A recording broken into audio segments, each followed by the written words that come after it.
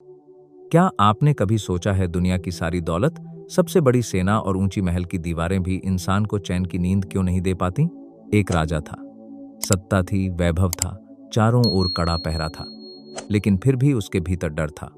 और वही राजा जब सब कुछ छोड़कर जंगल में एक साधारण भिक्षु बन गया, तो उसके मुंह से एक ही शब्द निकलता था, अहो सुखं, अहो सुखन। क्या आनंद है, क्या परम सुख है। आखिर उसे जंगल में ऐसा क्या मिल गया जो महलों में नहीं मिला? भगवान बुद्ध के समय की बात है। शाक्य गणराज्य में भद्दिय नाम का एक कार्यवाहक राजा था।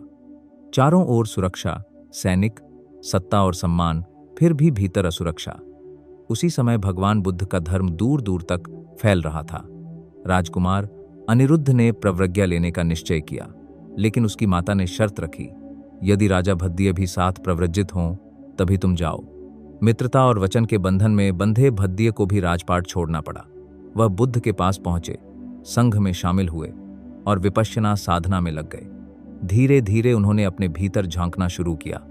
अनचाही संवेदनाएं, मनचाही इच्छाएं, उन्हें देखना, समझना और समता में स्थिर होना। एक दिन अरण्य में एक वृक्ष के नीचे, बिना किसी पहरे के, बिना सेना के, अकेले बैठे हुए उनके भीतर एक गहरा अनुभव हुआ। निर्भयता, शांति, पूर्ण सुरक्षा, और उनके मुंह से निकला, अहो सुखं, अहो सुखं। कुछ भिक्षुओं ने सोचा शायद राजा अपने पुराने वैभव को याद करके दुखी है, लेकिन जब भगवान बुद्ध ने पूछा तो भद्दिय ने कहा, राजमहल में चारों ओर पहरा था, फिर भी मैं हमेशा भयभीत रहता था, और अब जंगल में अकेला हूं, फिर भी पूर्णतः सुरक्षित हूं। तब उन्हें समझ आया, सुरक्षा बाहर की दीवारों से नहीं आती, सुरक्षा भीतर की समता से आती है। जब मन मेरी और मुझे की पकड़ छोड़ देता है, जब तृष्णा और भय शांत हो जाते हैं, तभी जन्म लेता है सच्चा सुख। राज्य सुख क्षणिक है, निर्वाण सुख शाश्वत है। बाहर की सुरक्षा कभी भी भीतर का भय नहीं मिटा सकती, लेकिन विपश्यना का मार्ग भय से निर्भयता की यात्रा है।